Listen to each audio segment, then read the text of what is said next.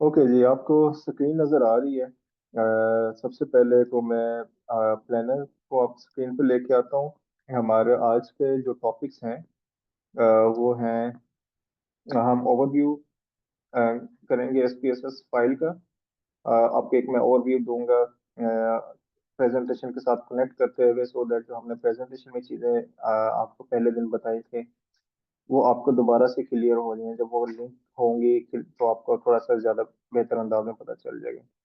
फिर उसके बाद हम कोशिश करेंगे एक डाटा एंट्री फाइल क्रिएट करें, जितनी भी पॉसिबल हुई। टेक्स टाइम, तो जितना भी पॉसिबल हुआ हम इंशाल्लाह उसके ऊपर आपको एक डाटा एंट्री फाइल बना के दिखाएंगे। फिर आपके इसके ऊपर एक असाइनमेंट भी होगी और हम इसको फर्दर भी कोशिश करेंगे कि इसको दोबारा से एक दफ़ा डिस्कस कर लें, सो दैट कि आपको ये पता चल जाए कि एक डाटा एंट्री फाइल कैसे बनाई जाती है।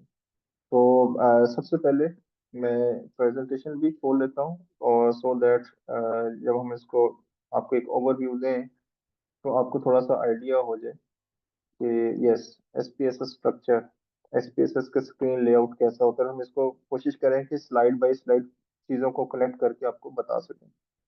सो आई होप कि आप सब लोगों के पास एसपीएसएस इंस्टॉल्ड है।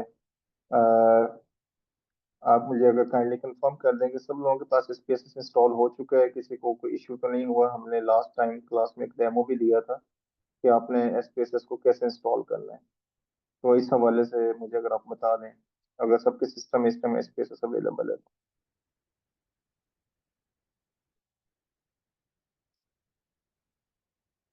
ओके, ठीक है, फाइन। जी वालेकुम सलाम।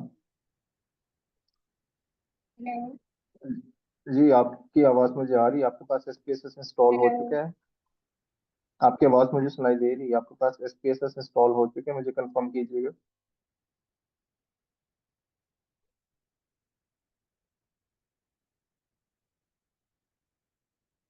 मामा, आपको मेरी आवाज़ आ रही? ओके, सो चलें, इसको हम देख लेते हैं अभी। लेट मी चेक सर, मेरा नहीं हुआ लास्ट टाइम इंस्टॉल। ओके, सो आप एक काम कीजिएगा, आप दोबारा से एक स्ट्रगल कीजिएगा इस क्लास के बाद मेरी लास्ट रिकॉर्डिंग देखते हुए। अगर आप कहीं पर स्टक हो रही हैं तो मुझे वो, अगर आप स्क्रीनशॉट या रिकॉर्डिंग करके भेजें, उसकी वीडियो एक शॉट बना के भेज दीजिएगा तो मैं शायद आपको गाइड कर सकूं बेहतर। अदरवाइज दैट्स वेरी इजी, वो हमने सारे स्टेप्स उसके फॉलो किए थे इंस्टॉलेशन के। अगर आप कहीं पे स्टक हो रही तो एक दफ़ा दोबारा ट्राई करने के बाद मुझे इसकी वीडियो बनाइए, बना के भेजिएगा। No, if you have 23 version तो दैट्स फाइन, लेकिन असल में अब तो 30th वर्जन अवेलेबल है। यू आर 7 वर्जन बिहाइंड, लेकिन हमारे पास जो क्रैक वर्जन है 25th वर्जन है।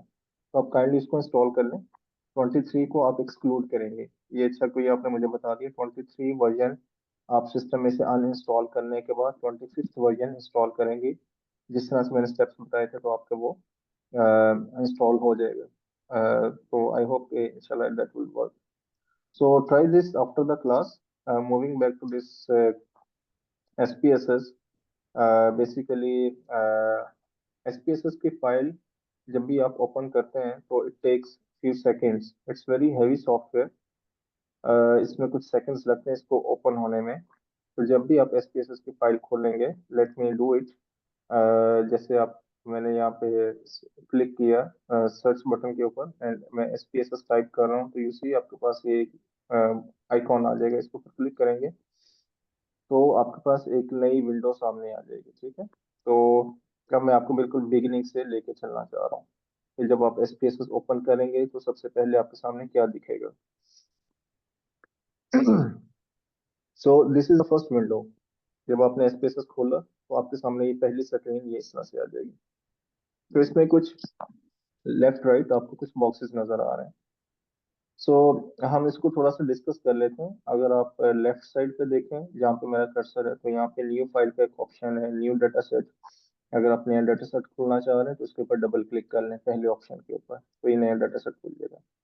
हर सॉफ्टवेयर के अंदर, माइक्रोसॉफ्ट ऑफिस के अंदर, एक्सेल, पावर बीआई, वर्ड, या कोई भी सॉफ्टवेयर आप एप्लीकेशन खोलते हो तो आपको एक रिसेंट फाइल्स की हिस्ट्री भी नजर आ रही होती है।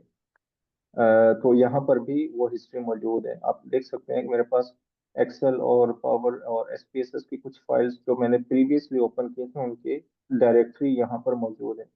तो मैंने जब एसपीएसएस को ओपन किया तो मैं इस रिसेंट फाइल में से प्रीवियसली रिसेंटली यूज फाइल को यहीं से ओपन कर सकता हूँ। ठीक है। सो अगर आप मिड देखें जहाँ पे मेरा कर्सर है तो यहाँ पर एक हेडिंग नजर आ रही, व्हाट्स न्यू। तो व्हाट्स न्यू का मतलब ये है कि जब भी आपको नया वर्जन इंस्टॉल करते हैं तो उस नए वर्जन के मुताबिक इसमें जो जो डेवलपमेंट्स हुई होती हैं वो यहाँ पर आपको बता देते हैं कि इस नए वर्जन में क्या डेवलपमेंट्स हैं। तो अगर आप इसको लेफ्ट और राइट एरो पे क्लिक करते जाएंगे तो जस्ट लाइक अ गैलरी, किसी वेबसाइट के ऊपर जब आप कोई वेबसाइट खोलते हैं तो उसमें भी पिक्चर्स की गैलरी लेफ्ट राइट मूव हो रही होती है। तो यहाँ पर मैनुअल है, आप इसको चेक कर सकते हैं कि इसमें नया क्या है, इस वर्जन के अंदर नया क्या है। So if you see the middle portion, तो यहाँ पर आपको नजर आ रहा है कि क्योंकि ये क्रैक्ड वर्जन है तो ये 4065 दिनों के लिए ये फ्री है। और मोस्ट कोई मेरे ख्याल में 11-12 साल तो बनते होंगे 365 दिन के अगर हिसाब से अगर हम इसको कैलकुलेट करें। तो जब आप इसको इंस्टॉल करेंगे तो मेरे ख्याल में ये रफली 4900 डेज या 5000+ डेज के हिसाब से ये आपका एक्टिवेट हो जाता है। तो इसी तरह आप अगर आप कोई हेल्प लेना चाह रहे हैं तो नीचे गेटिंग स्टार्टेड में आप क्लिक करेंगे तो आपको कुछ हेल्प मिल जाएगी। We close this window and we come to this file. तो बेसिकली मैं इसका एक ओवरव्यू आपको दे देता हूँ। ये मेरे पास एक ब्लैंक फाइल है।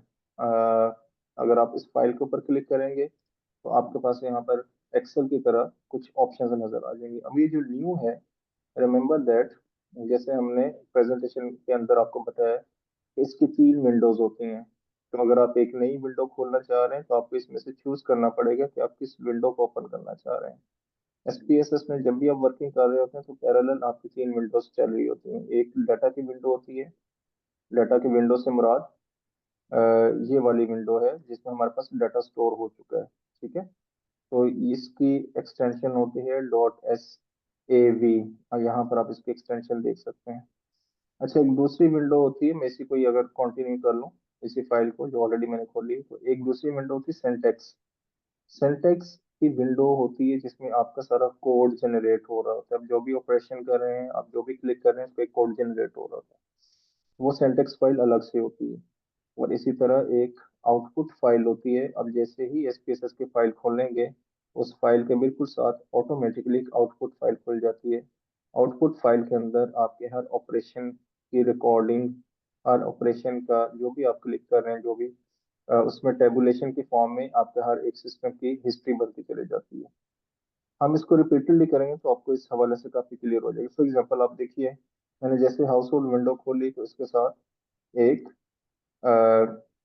आउटपुट विंडो खुल गई। अब ये आउटपुट विंडो की एक्सटेंशन डिफरेंट है। तो बेसिकली आप ये देखिए कि उसने हमें बता दिया कि ये बिल्कुल बेसिक ऑपरेशन है, एक बेसिक डिटेल उसने दे दी। तो हम एसपीएसएस में जितने भी ऑपरेशंस करते चले जाएंगे उन सबकी हिस्ट्री यहाँ पे क्रिएट होती जाएगी स्टेप बाय स्टेप। आप इसको सेव भी कर सकते हैं, आप इसको एक्सपोर्ट भी कर सकते हैं, आप इसको फॉर एनी फर्दर एविडेंस आप इसको यूज भी कर सकते हैं। और इस पर हम फर्दर काम करते रहेंगे साथ। So moving back to this file, अगर मैं इसको इसके स्लाइड के साथ कनेक्ट करके दिखाऊं तो मैंने आपको ये बताया था कि हमारे पास यहाँ पे 3 विंडोज होती हैं। डाटा एडिटर विंडो, वो विंडो जिसके अंदर डाटा है, ये वाली विंडो, और इसकी एक्सटेंशन भी मैंने आपको बताई थी, आउटपुट विंडो जिसमें आपके रिजल्ट्स सेव हो रहे होते हैं, और सिंटेक्स विंडो जिसमें आपका कोड जनरेट हो रहा था। इन तीनों की एक्सटेंशंस डिफरेंट होती हैं। अच्छा, नेक्स्ट स्लाइड पे हमने आपको बताया था एसपीएसएस इंटरफेस। ये जो डाटा फाइल आपके सामने खुली है इसके 2 इंटरफेस हैं, 2 विंडोज हैं। एक आप विंडोज नहीं कह सकते क्योंकि विंडो का मतलब एसपीएसएस की लैंग्वेज में एक डिफरेंट फाइल है। जैसे आउटपुट एक डिफरेंट विंडो है, सिंटेक्स एक डिफरेंट विंडो है। इसको हम कहेंगे interface. With in data file आपके पास 2 डिफरेंट फेजेस आ रहे हैं, इंटरफेसेस आ रहे हैं। कैसे, मैं आपको बता देता हूँ। यू सी, ये हमारे पास डाटा फाइल है। तो इसमें आप देखिए आपके पास यहाँ पर बॉटम पे लेफ्ट साइड पे 2 डिफरेंट बटन्स नजर आ रहे हैं। जिस इंटरफेस पे हम इस टाइम है वो येलो हाईलाइट हो जाएगा। और इसका मतलब है कि अगर आप दूसरे के ऊपर क्लिक करेंगे तो पहले वाला बाय डिफॉल्ट ब्लू हो जाएगा, दूसरे वाला येलो हो जाएगा।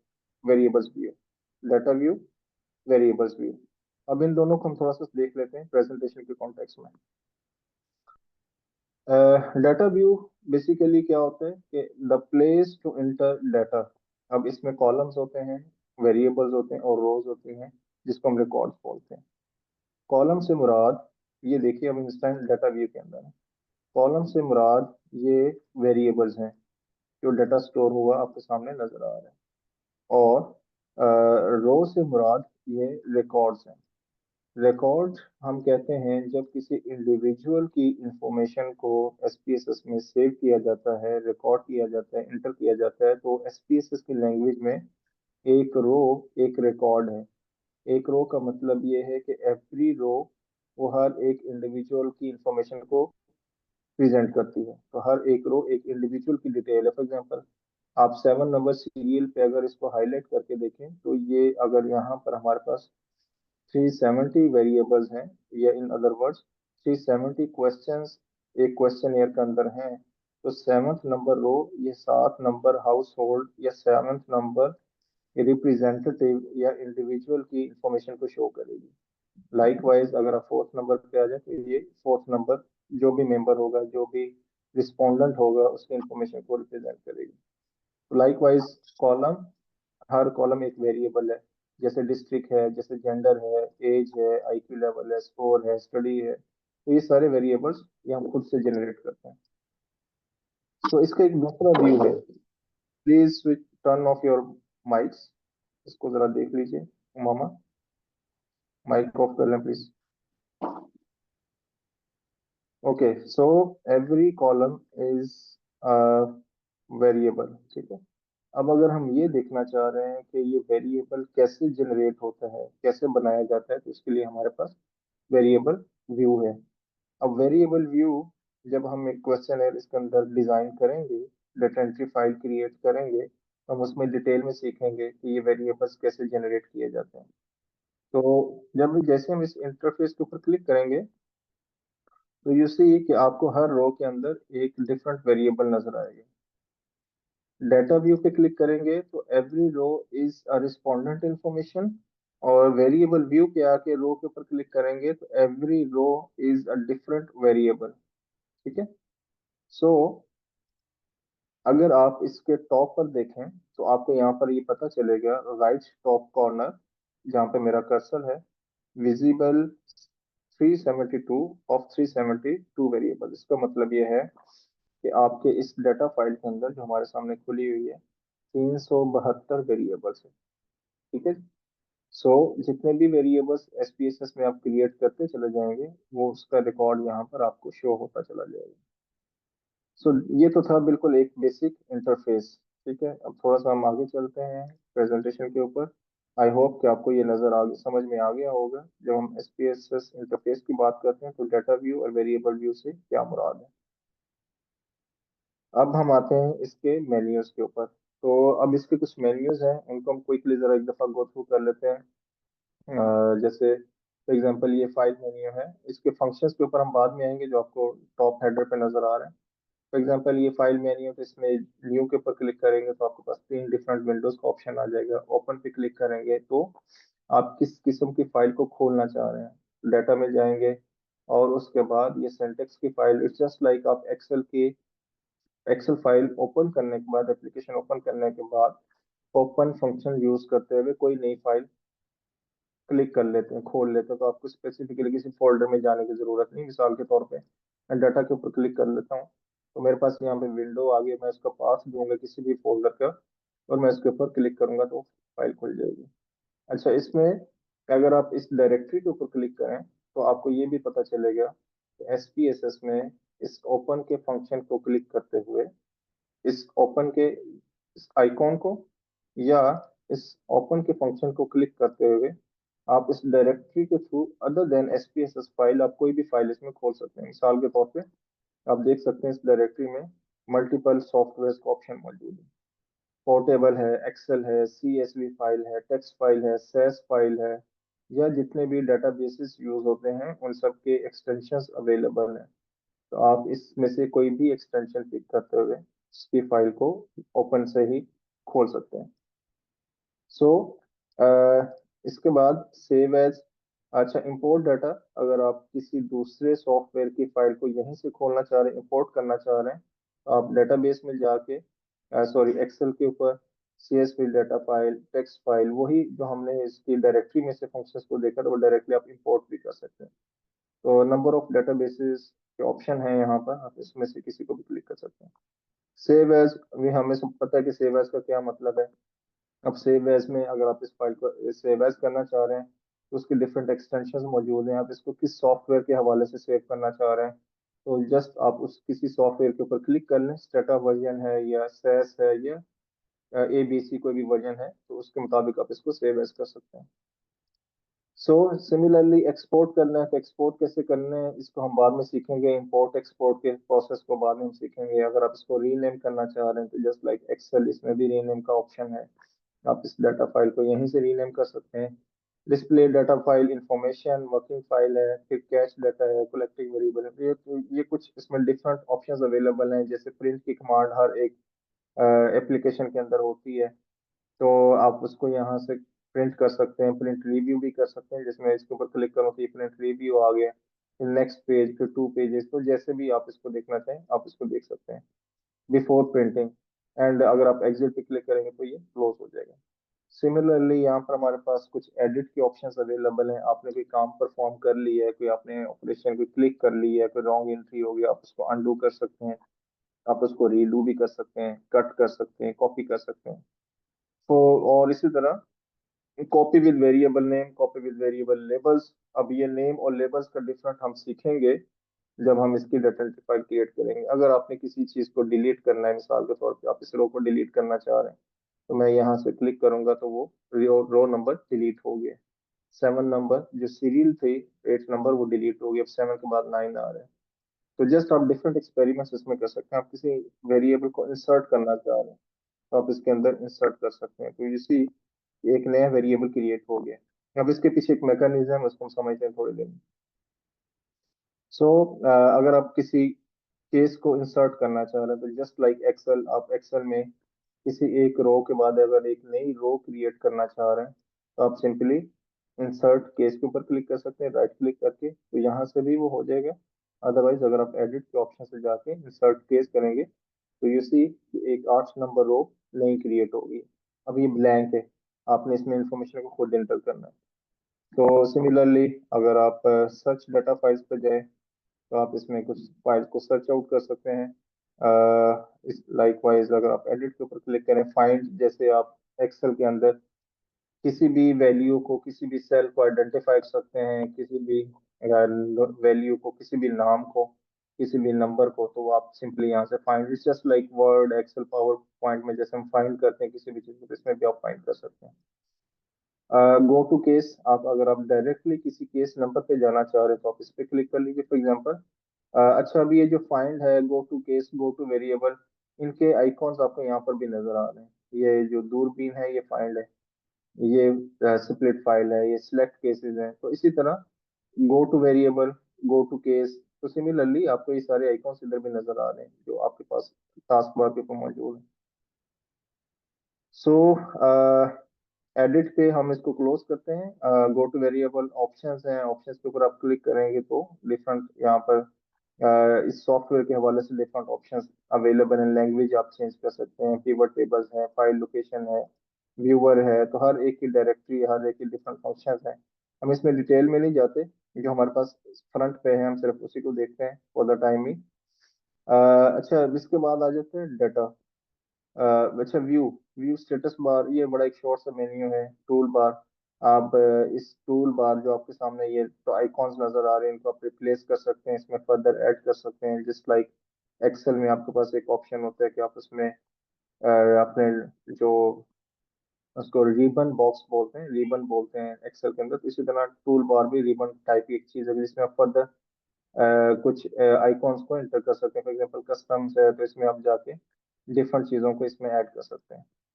सो लाइकवाइज ग्रिड लाइन है, आप ग्रिड लाइन रखना चाह रहे हैं, नहीं रखना चाह रहे, आप फॉन्ट रखना चाह रहे हैं, नहीं रखना चाह रहे, तो इसी तरह ये वेरिएबल्स हैं। अगर मैं इसको क्लिक कर दूं तो यू सी वो जो ग्रिड लाइंस आपको नजर आ रही है वो सारी खत्म हो गई हैं। व्यू पे जाके यही फंक्शन उसमें एक्सेल में भी अवेलेबल है व्यू मेन्यू के अंदर। मैं इसको दोबारा क्लिक करता हूँ तो आपको लाइंस नजर आनी शुरू हो गई हैं। लाइकवाइज अगर व्यू में जाकर दोबारा मैं वैल्यू लेबल्स के ऊपर क्लिक करूंगा तो आप देखिएगा कि ये जो आपको कुछ वर्ड्स नजर आ रहे हैं, focus on this two columns, gender और डिस्ट्रिक्ट। और अगर मैं वहां पर जाके व्यू पे पर वैल्यूज के ऊपर क्लिक करता हूँ तो यू सी कि इसके बैकएंड पे जो कोडिंग है वो वर्ड्स डिसअपियर हो गए हैं, वो कोडिंग सामने आ गई है। सिमिलरली अगर मैं इसको दोबारा से क्लिक कर लूँ तो मेरे पास वर्ड्स आ गए। यही फंक्शन जो व्यू में आपको यहाँ पर नजर आ रहा है वैल्यू लेबल्स का, यही आइकॉन हमारे पास यहाँ पर भी अवेलेबल है। तो सिमिलरली अगर मैं इसको यहाँ पे क्लिक करूँ तो यू सी कि वो आपके पास जो भी आपने कोर्स असाइन किए हैं वो कोर्स नजर आना शुरू हो जाते हैं। So moving forward, data menu के ऊपर अगर हम देखें तो डाटा मेन्यू में हमारे पास बहुत सारे फंक्शंस अवेलेबल हैं। हम इनको टाइम टू टाइम इनमें से कुछ फंक्शंस को according to our planner, according to our content, हम इसको वन बाय वन एक्सप्लोर करेंगे। लेकिन एक ओवरव्यू मैं आपको बता दूं कि डाटा के हवाले से बहुत सारी चीज़ें इसमें अवेलेबल हैं। डाटा को रीस्ट्रक्चर करना है, डाटा को ट्रांसपोज करना है, सॉर्टिंग करनी है, ये स्प्लिट करना है, तो मुख्तलिफ चीज़ें इसमें अवेलेबल हैं। सो ट्रांसफॉर्म, जब आप किसी डाटा को ट्रांसफॉर्म करना चाह रहे हैं, किसी वेरिएबल को ट्रांसफॉर्म करना चाह रहे हैं, रिकॉर्ड करना चाह रहे हैं, री कोड, तो हम इसमें से ये चीजें परफॉर्म कर सकते हैं। इसको हम प्रैक्टिकली अगले लेक्चर्स में देखेंगे। Analyse, very important menu. इसमें आपके पास डाटा को एनालाइज करने के हवाले से बेतहाशा फंक्शंस मौजूद हैं। आप ये कह लीजिए कि डाटा को एनालाइज एनालाइज करने के हवाले से जो मेजर एक मेन्यू अवेलेबल है वो यही है। इससे पहले वाले मेन्यूज जो हैं वो डाटा की रीमॉडलिंग या रीस्ट्रक्चरिंग के हवाले से उसमें कुछ फंक्शंस अवेलेबल हैं, लेकिन एनालाइज करने के हवाले से ये कुछ यहाँ पे फंक्शंस अवेलेबल हैं। हम इनमें से कुछ को अपने कंटेंट के मुताबिक प्रैक्टिकली परफॉर्म करके देखेंगे। तो ये एक ग्राफ जनरेट करने के हवाले से पूरा एक मॉड्यूल अवेलेबल है। इसमें डिफरेंट टाइप ऑफ ग्राफ्स कैसे बनाए जाते हैं तो वो हम वो भी सीखेंगे, ये भी हमारा ट्रेनिंग का पार्ट है। यूटिलिटीज में different type of functions available हैं। ये ज़्यादा क्वालिटेटिव टाइप हैं चीज़ें, हम इसके ऊपर नहीं ज़्यादा जाएंगे। और ये कुछ एक्सटेंशंस अवेलेबल हैं जैसे एक्सेल और पावर बीआई या वर्ड के अंदर आपके पास एड्स इन का एक वर्ड मौजूद होता है जिसमें आप एक्सटर्नल कुछ एप्लीकेशंस को उसमें से ओपन कर लेते हैं। तो सिमिलरली एक्सटेंशंस का यहाँ पर भी एक ऑप्शन है। आप इसमें जस्ट लाइक अ स्टोर आप इसके ऊपर क्लिक करें, कोई अगर आपको एक्सटर्नल कोई एप्लीकेशन जो एसपीएसएस से लिंक है उसको यूज करना है तो आप उसको कर सकते हैं। विंडोज, अगर आप इस विंडो को स्प्लिट करना चाह रहे हैं तो आप स्प्लिट भी मैं करके दिखा देता हूँ। फॉर एग्जांपल अभी ये विंडोज मेन्यू आपको ये बता रहा है कि यहाँ पर आपको व्यू कैसा दिखेगा। मिसाल के तौर पे अब आपके पास एक बहुत बड़ी डाटा फाइल है, यू हैव 373 वेरिएबल्स, जो कि अगर मैं इसको ड्रैग करूँ तो ये बहुत बड़ी फाइल है।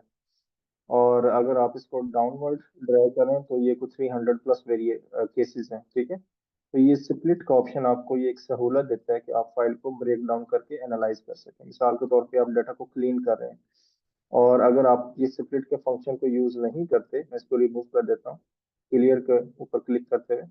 अगर आप एक डाटा क्लीनिंग के प्रोसेस से गुजर रहे हैं या आप किसी रिकॉर्ड को वेरीफाई करना चाह रहे हैं, उसकी नेक्स्ट जो अब इंफॉर्मेशन है जो मे बी 253 नंबर पे एक वेरिएबल है उसको डबल चेक करना चाह रहे हैं, तो आप अगर स्प्लिट के फंक्शन को क्लिक नहीं करेंगे, ऑप्शन को पिक नहीं करेंगे, तो आपके लिए बड़ा मुश्किल होगा कि आप एक दफा ड्रैग करके उस वेरिएबल नंबर पे जाएं और फिर वापस आके चेक करेंगे अच्छा इसमें से 7 नंबर सीरियल नंबर या 253 नंबर हाउस होल्ड कौन सा था, तो इट्स वेरी डिफिकल्ट। विंडोज के अंदर एक स्प्लिट का एक ऑप्शन है जो आपको डिवाइड कर देता है आपके विंडो को 4 कॉर्नर्स में। नाउ अब आपके पास ये सहूलत है कि आप इंफॉर्मेशन को 4 डिफरेंट डायमेंशन से क्रॉस चेक कर सकें। मिसाल के तौर पे अब मैंने इसको डिवाइड करना है तो यू सी कि मैं इस 3 डॉटेड के ऊपर अपने कर्सर पे जैसे ही लेके आऊंगा तो एक एरो हॉरिजेंटल एरो में वो शिफ्ट हो रहा है। इसका मतलब ये है कि मैं इसको लेफ्ट राइट ड्रैग कर सकता हूँ। मुझे अगर फर्स्ट इस साइड पे सिर्फ सीरियल नंबर का कॉलम रखना है और मुझे राइट साइड पे अपनी इंफॉर्मेशन को डबल चेक करना है, तो मैं सीरियल नंबर के मुताबिक हर एक कॉलम को चेक कर सकता हूँ, राइट। तो यू सी कि मैंने इसको डिवाइड कर दिया। सिमिलरली अगर मैं चाहता हूँ कि मेरे पास ये पहले 10 हाउस होल्ड्स का डाटा मेरे सामने स्क्रीन पर है, और मैं नीचे वाली इंफॉर्मेशन को उसके मुताबिक क्रॉस चेक करना चाह रहा हूँ, तो मैं क्या करूँगा, मैं इसको इस तरह से नीचे वाली विंडो के स्क्रॉल बार को मैं डाउन क्लिक करता जा रहा हूँ, तो यू सी कि ऊपर वाली 10 लाइनें फ्रीज हो गई हैं। तो it's just like freeze function जो आप एक्सेल में यूज करते हैं। तो एक्सेल में भी आप फ्रीज का एक ऑप्शन यूज करते हैं जब आपके पास एक बिग डाटा फाइल होती है, तो उसमें आप कुछ रोज पहली रो या पहले कॉलम को फिक्स कर देते हैं, बाकी को आप पूरी फाइल को ड्रैग कर देते हैं राइट राइट लेफ्ट या अपवर्ड डाउनवर्ड। तो सिमिलरली आप इसमें भी वही काम कर सकते हैं थ्रू स्प्लिट फंक्शन। और मिनिमाइज ऑल विंडोज, अगर आप दो तीन विंडोज पे काम करें, मिनिमाइज पे क्लिक करेंगे तो डायरेक्टली वो उसी पे चला जाएगा।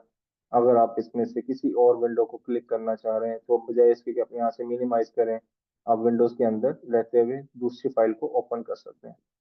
तो दिस इज ऑल अबाउट। और अगर आप इसमें हेल्प मेन्यू के ऊपर हैं, तो यू सी कि यहाँ पे पूरी आपकी एक गाइडलाइंस अवेलेबल है। मिसाल के तौर पे आप एसपीएसएस के किसी फंक्शन को समझना चाह रहे हैं, तो जस्ट लाइक एक्सेल, वर्ड, उसमें भी हेल्प का एक मेन्यू अवेलेबल होता है, जिसमें आप उनके पूरे मैनुअल को स्टडी कर सकते हैं कि किस फंक्शन का क्या मतलब है और किस फॉर्मूला को कैसे यूटिलाइज करना है। तो सिमिलरली इस पर भी अगर मैं टॉपिक्स के ऊपर क्लिक करूं, तो यू सी कि ये डायरेक्टली मुझे आईबीएम की वेबसाइट के साथ लिंक कर देगा, आईबीएम डॉक्यूमेंटेशन। और यहाँ पर अब मेरे पास एसपीएसएस को समझने के लिए कंप्लीट एक गाइडलाइन अवेलेबल है। फॉर एग्जांपल, अगर मैं इसकी डायरेक्टरी को देखूं लेफ्ट साइड पे, तो ओवरव्यू है, फिर गेटिंग हेल्प डाटा फाइल्स है। तो मैं जैसे जैसे किसी भी फंक्शन के ऊपर क्लिक करता जाऊंगा, तो यू सी ये डाटा फाइल, और फिर उसके अंदर क्या क्या चीजें हैं वो सारी, फिर ओपनिंग फाइल है, फिर similarly there are multiple data transformation क्या है। तो हर टॉपिक के ऊपर आपको कंप्लीट एक अंडरस्टैंडिंग मिल जाएगी। मैं फंक्शंस के ऊपर क्लिक कर रहा हूँ तो उसकी पूरी डायरेक्टरी खुल जाएगी, ठीक है। एंड इफ यू सी, तो चूंकि मैं इस टाइम 25th वर्जन के ऊपर काम कर रहा हूँ, और आईबीएम की वेबसाइट के ऊपर इस टाइम 30th वर्जन अवेलेबल है, जिसका स्क्रीनशॉट मैंने प्रेजेंटेशन के अंदर भी लगाया था। तो मैंने 25th वर्जन के सॉफ्टवेयर को ओपन करके हेल्प मांगी है, तो उसने मुझे ये सारी डिटेल्स 25th वर्जन की दी है। If you see my cursor, तो ये 25th वर्जन है। तो आप जिस वर्जन को यूज कर रहे होंगे और वहां से अगर आप हेल्प मांगेंगे, हेल्प के ऊपर क्लिक करेंगे, तो वो आपको उसी वर्जन नंबर के मैनुअल के ऊपर लेके जाएगा। ऐसा नहीं होगा कि आप 25th वर्जन यूज कर रहे हैं और जब आप हेल्प पे क्लिक करें तो ये आपको 30th वर्जन के ऊपर ले जाए, क्योंकि हर वर्जन के अंदर कुछ चेंजेस होती रहती हैं, कुछ वेरिएशंस होती रहती हैं, तो आपको डायरेक्टली उसी पे लेके जाएगा। So moving back to this SPSS, हमने कुछ मेन्यूज को एक्सप्लोर कर लिया। हमने ओपन मेन्यू को देख लिया, इस फंक्शन को देखा, ओपन के आइकॉन को, सेव का फंक्शन है, प्रिंट का फंक्शन है। मैं आपको ये जो आइकॉन्स टॉप पे, मैं उनको थोड़ा सा आपको एक ओवरव्यू दे दूं। फिर अच्छा, अगर आप रिकॉल करना चाह रहे हैं हिस्ट्री को, या आपने कोई भी लास्ट जो री फंक्शन आपने परफॉर्म की है, तो आप ये देखिए रिकॉल रिसेंटली। मैं अगर इसके ऊपर अपना कर्सर लेके आऊँ, रिकॉल रिसेंटली यूज डायलॉग, तो जैसे ही मैं इसके ऊपर आऊंगा तो आपको ये पता चल जाएगा कि मैंने अपनी इस प्रोग्राम की हिस्ट्री के मुताबिक मैंने लास्ट फंक्शन कौन सा यूज किया था। तो मैंने इसमें लास्ट टाइम कुछ दिन पहले मैंने एक एक्सपेरिमेंट किया, एक मैंने फंक्शन यूज किया ट्रांसपोज का। तो इस विंडो में मुझे वो सारी हिस्ट्री नजर आ गई कि मैंने लास्ट टाइम क्या क्या चीजें इसमें परफॉर्म की।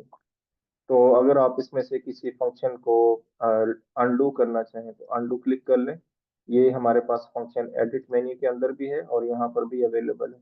आप रीडू करना चाहें तो आप रीडू कर लें। आप गो टू केस पे जाना चाहें, तो ये हम यहाँ पर भी आपको एक्सप्लेन कर चुके हैं, गो टू केस। उसी का एक आइकॉन बाहर भी अवेलेबल है।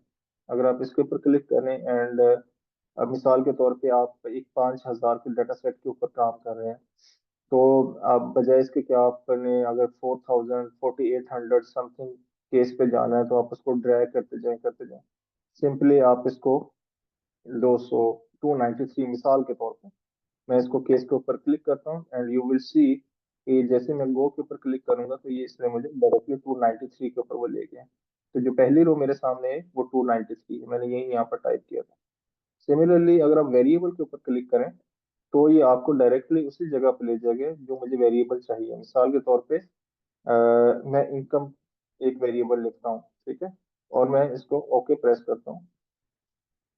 तो ये मुझे इसको इनकम, अच्छा मुझे वो पूरा वेरिएबल का नाम देना होगा क्योंकि उस नाम के अंदर कुछ और भी मेंशन है। यहाँ पे तो नंबर्स ही अवेलेबल हैं। तो बेसिकली एक फंक्शन है, मेरे ख्याल में 29 नंबर पे, if I am not wrong go. तो ये देखिए क्वेश्चन 29। तो ये basically what is the main irrigation water source. तो you can mention any variable number और कंप्लीट नेम, तो आपको डायरेक्टली उसी नंबर पे ले जाएगा। तो इसका ये पर्पज है।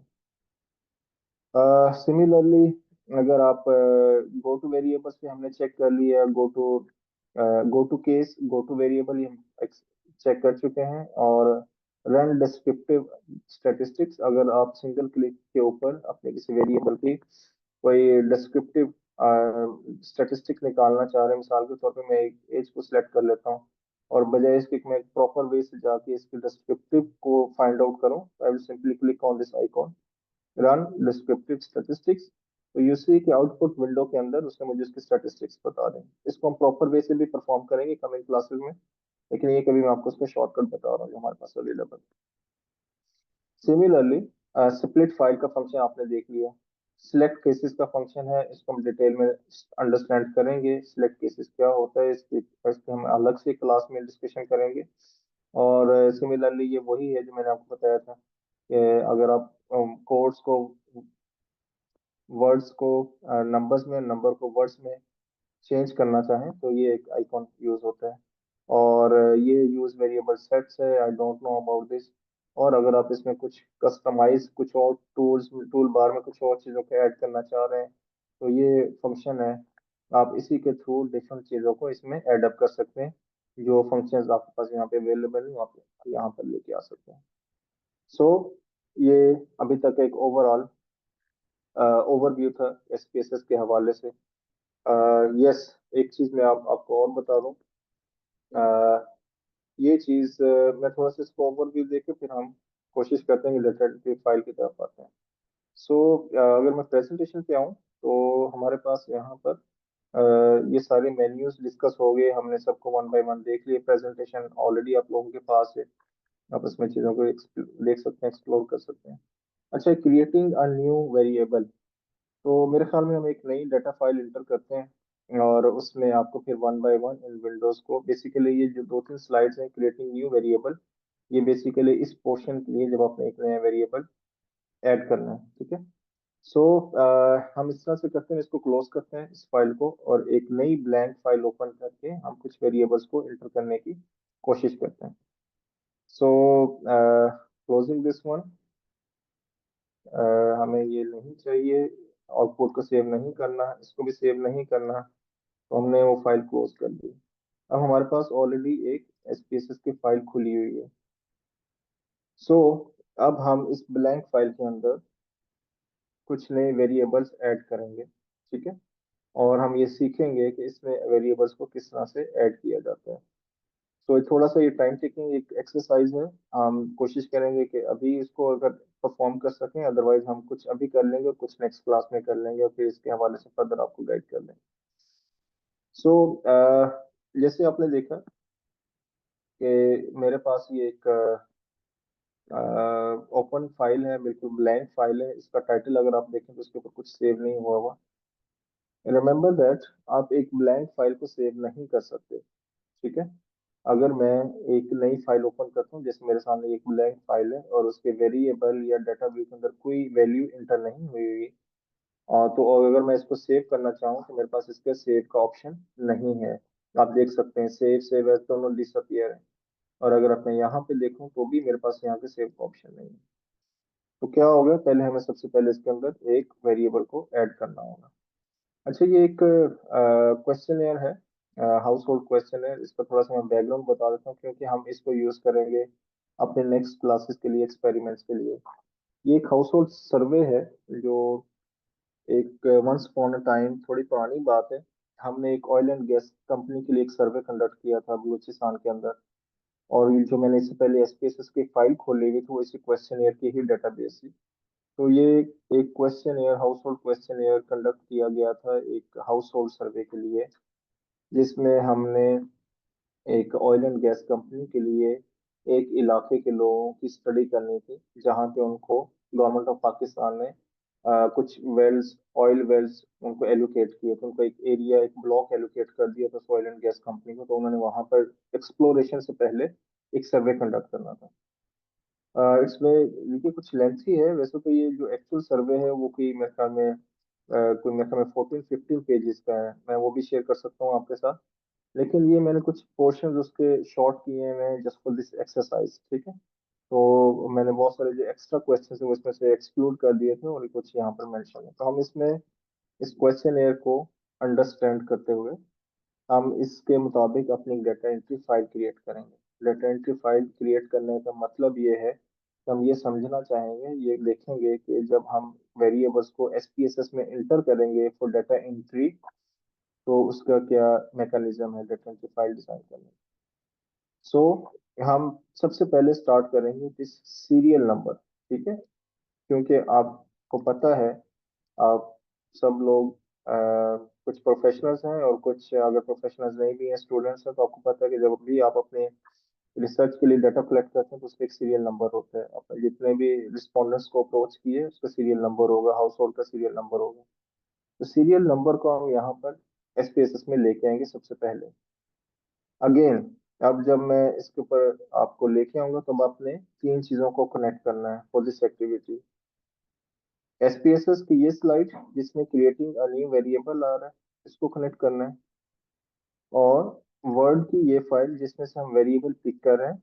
और एसपीएसएस की ब्लैंक फाइल जिसके अंदर हमने डेटा फाइल बनानी शुरू करनी है, ठीक है। तो ये तीन चीजें साइड बाय साइड चलेंगी। आप कंफ्यूज ना होइएगा, अगर आपको कहीं पे समझ ना आ रही हो तो मुझे दोबारा पूछ सकते हैं, आई विल आंसर। और अदरवाइज हम इसको जब बार बार प्रैक्टिस करेंगे तो आपको चीजें क्लियर होना शुरू हो जाएंगी। तो सबसे पहले आप देखिए कि मैं जब सीरियल नंबर को इसका वेरिएबल क्रिएट करूंगा एसपीएसएस के अंदर, तो मैं वेरिएबल व्यू के अंदर होऊंगा, डेटा व्यू में नहीं होगा। डेटा व्यू का मतलब ये है कि आप वेरिएबल क्रिएट कर चुके हैं। इसका मतलब ये है कि आपने वेरिएबल्स क्रिएट कर दिए और अब आपने यहाँ पे सिर्फ 1 2 3 या रिस्पॉन्डेंट की इंफॉर्मेशन को एंटर करना है। तो जब भी हम एसपीएसएस की फाइल क्रिएट करते हैं तो मेक श्योर आप डेटा व्यू के ऊपर, सॉरी, वेरिएबल व्यू के ऊपर होंगे। इस वेरिएबल व्यू के अंदर आप वेरिएबल्स क्रिएट करेंगे and there are different type of variables. अच्छा, वो कौन से वेरिएबल्स हैं इनको भी हम अभी साथ साथ में स्टडी करेंगे। सबसे पहला वेरिएबल है हमारे पास यहाँ पर सीरियल नंबर। तो मैं सीरियल नंबर को यहाँ से कॉपी करता हूँ और मैं यहाँ पर वेरिएबल व्यू के अंदर, आप मेरा कर्सर देख सकते हैं, फर्स्ट वेरिएबल के अंदर मैं इसको एंटर करूंगा, ठीक है। सो रिमेंबर दैट कि इस फर्स्ट कॉलम के अंदर, नेम के अंदर, ना तो ये कोई फर्स्ट नंबर के डिजिट को एक्सेप्ट करेगा, ना ये स्पेस को एक्सेप्ट करेगा। आपने अगर 3 4 वर्ड्स की इंफॉर्मेशन भी इस नेम के सेल के अंदर इंटर करनी है तो आपको अंडरस्कोर यूज करना होगा। मिसाल के तौर पे मैं भी आपके सामने सीरियल नंबर को मैंने कॉपी पेस्ट किया and I am pressing inter, तो आपको एक एरर नजर आएगा। इसी जैसे मैंने इंटर किया तो उसने एक्सेप्ट नहीं किया और उसने मुझे variable variable name contains an illegal character एक मैसेज दे दिया। इसका मतलब ये है कि स्पेस अलाउड नहीं है, ठीक है। तो what I am doing, okay press करूंगा। तो इसके बाद मैं दोबारा से वही नाम इंटर कर रहा हूँ और मैं इसके अंदर एक स्पेस अंडरस्कोर इंटर करूंगा। ये इसका एक फीचर है, इसका एक कैरेक्टरिस्टिक्स है कि आपने इसी को ही, इस पैटर्न को ही फॉलो करते हुए अपने वेरिएबल्स को क्रिएट करना है। सो अब जैसे ही मैं इसको इंटर करूंगा तो अब आपको दो चीजें नजर आएंगी। एक चीज कि एक तो ये एक्सेप्ट कर लेगा, वेरिएबल का नाम इसमें आ जाएगा। और जैसे ही ये इसको एक्सेप्ट करेगा तो आपको ये पहली रो इसमें ऑटोमेटिकली कुछ अप इंफॉर्मेशन अपडेट होती नजर आएगी। ये इसका पहला चेंज होगा एक। दूसरा चेंज ये है कि आपको जैसे ही ये फर्स्ट वेरिएबल को एक्सेप्ट करेगा तो आपको सेव का बटन भी विजिबल नजर आ जाए, विजिबल शो होगा। इसका मतलब ये है कि जब हमने एक वेरिएबल का नाम इसमें डाल दिया, now you are allowed to save this file. ठीक है। तो जैसे मैं इसको एंटर का बटन प्रेस करूंगा तो यू सी व्हाट हैपेंस। दो चेंजेस। पहली चेंज तो ये कि मैंने जैसे एक वन वर्ड इंटर किया तो उसने इससे रेलिवेंट अगली तमाम इंफॉर्मेशन को अपडेट कर दी है। ठीक है।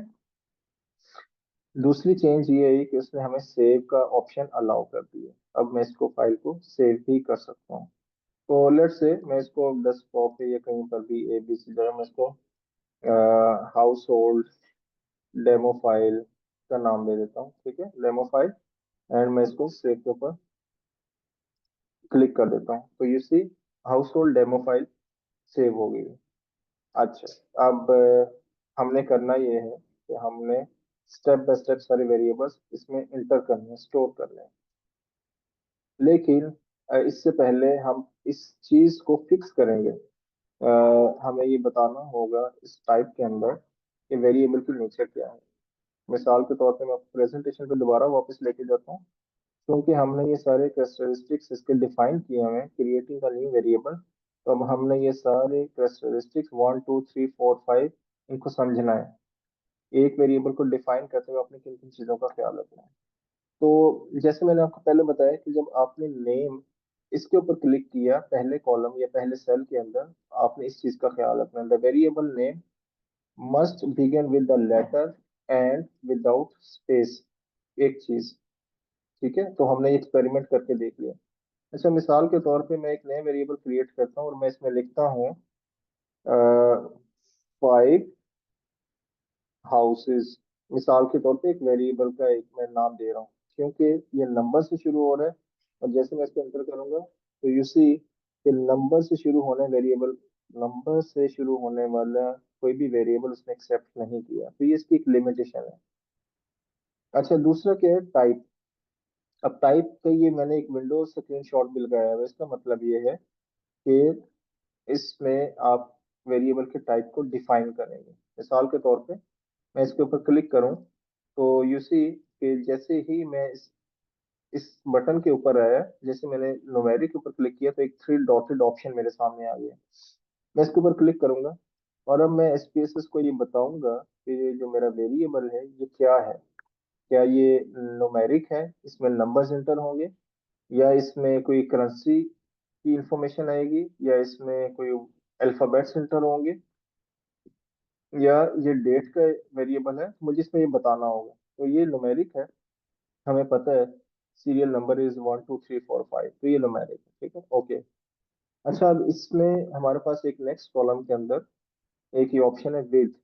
तो इसमें आप द बाय डिफॉल्ट ही आपको 8 करेक्टर्स एंटर करने की परमिशन देता है। मिसाल के तौर पे अब देखें, ये बाय डिफॉल्ट इसने 8 मेंशन कर दिया। इसका मतलब ये है कि अगर आपके पास कोई ऐसा वेरिएबल है या कोई अल्फाबेट्स इंफॉर्मेशन है, किसी का नाम है, तो आप उसमें उसकी विड्थ भी मेंशन कर सकते हैं। मिसाल के तौर पे मैं से कहता हूँ कि मेरा ये जो सीरियल नंबर है ये 4 डिजिट का होगा, तो मैं इसको 4 कर सकता हूँ।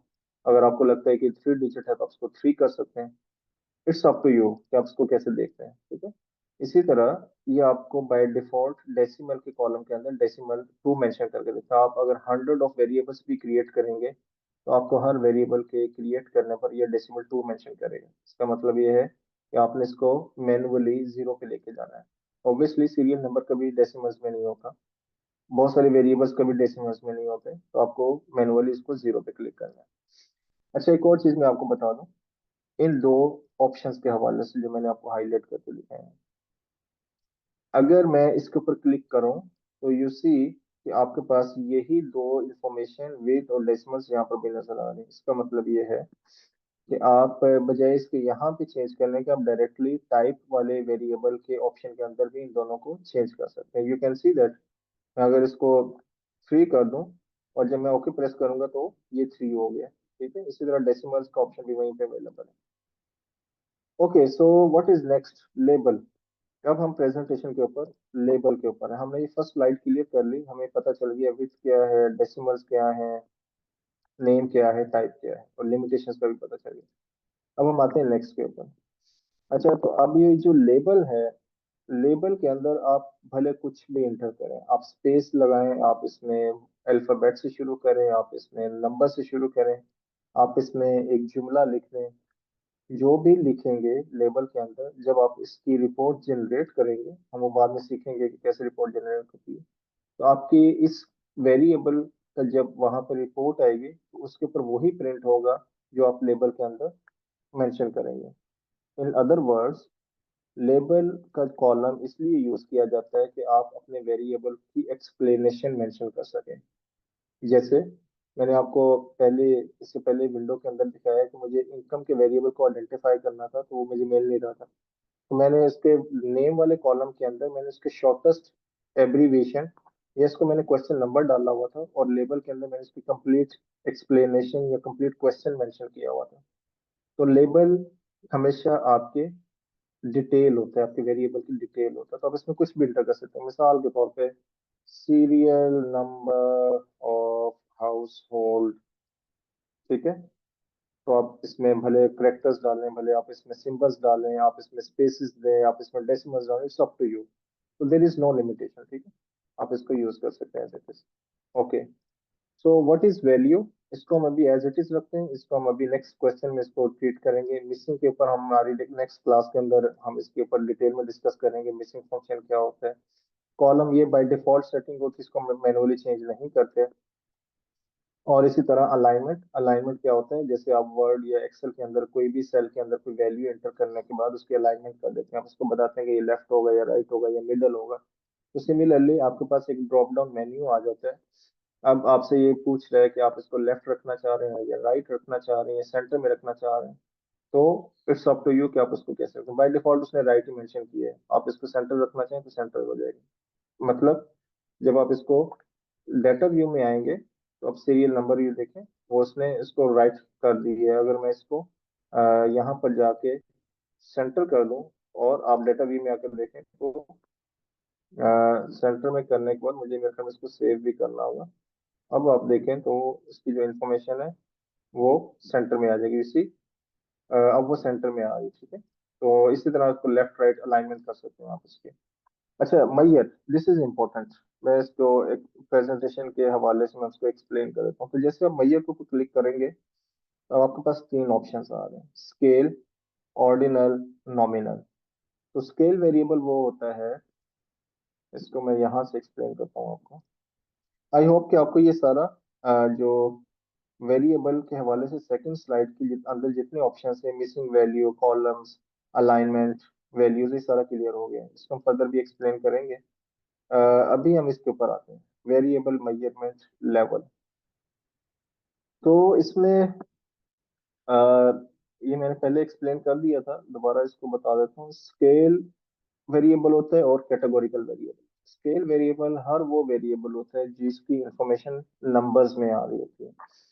दैट कैन बी एनीथिंग, आपकी हाइट हो सकती है, वेट हो सकता है, टाइम, इनकम, आपका CGPA, आपके मार्क्स, आपकी कंजम्पशन अमाउंट, करेंसी, डेट, सब कुछ, हर वो चीज जिसको कैलकुलेट किया जा सके वो स्केल वेरिएबल में आता है। Coming back to this SPSS, तो अब आपको यहाँ पर ये अंदाजा हो जाएगा कि मैं आपको ये क्या एक्सप्लेन करना चाह रहा हूँ। तो अब आपने यहाँ पर इसको डिफाइन करना है कि आपका ये वेरिएबल क्या है। तो सीरियल नंबर एक नंबर है, इसको हम कैलकुलेट कर सकते हैं, इसके ऊपर माइनस प्लस के फॉर्मूले लगा सकते हैं, तो ये स्केल में जाएगा, ठीक है। ओके, सो ये वाली कैटेगरी हो जाएगी। और कैटेगोरिकल क्या है कि इसमें आपके पास डिफरेंट चॉइसेस होते हैं। हम नेक्स्ट क्वेश्चंस पे जब आप जाएंगे तो उसमें हम आपको ये एक्सप्लेन करेंगे। जैसे आपने किसी से क्वेश्चन पूछा कि आपके इलाके में बिजली है या नहीं है, तो उसका आंसर क्या होगा? यस नो होगा।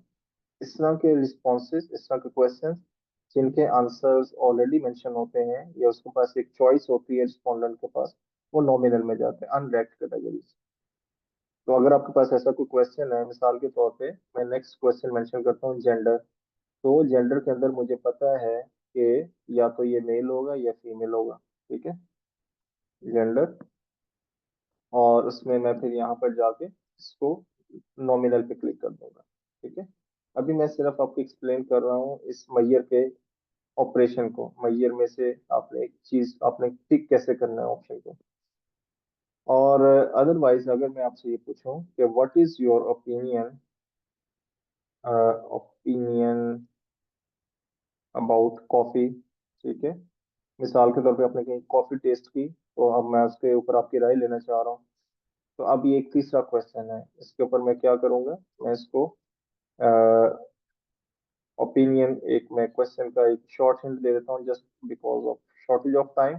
ओपिनियन, अब मैं इसको अ, इसकी इसको मैं 5 लेवल्स पे लेके जाऊंगा कि क्या ये सेटिस्फैक्ट्री है या नहीं है, सेटिस्फैक्ट्री, नॉट सेटिस्फैक्ट्री, ठीक है, 1, ठीक है, not, 2 is for less satisfactory मिसाल के तौर पे, या स्ट्रांगली सेटिस्फैक्ट्री, या हाईली सेटिस्फैक्ट्री। अब जो भी इसमें, तो इसमें 5 लेवल्स होते हैं।